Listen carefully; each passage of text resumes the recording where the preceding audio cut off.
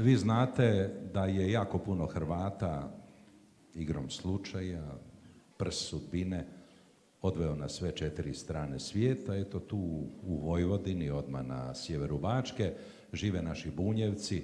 Među njima je bio jedan od ponajboljih tamburaša i pjesme su o njemu napisane, zove se Pero Tumbas Hajo, jel tako?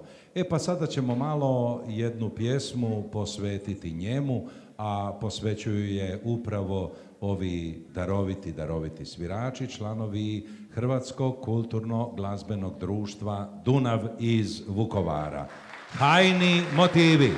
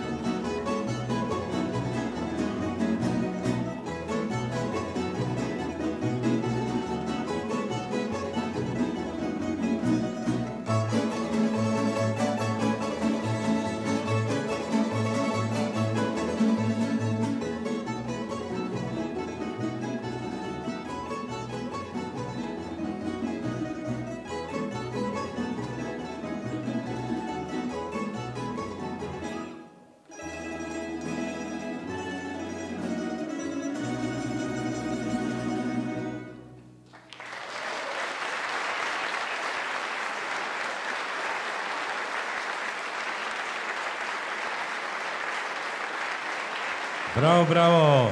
Dario Hegeduši, članovi Tamburaškog orkestra Hrvatskog kulturno glazbenog društva Dunav iz Vukovara.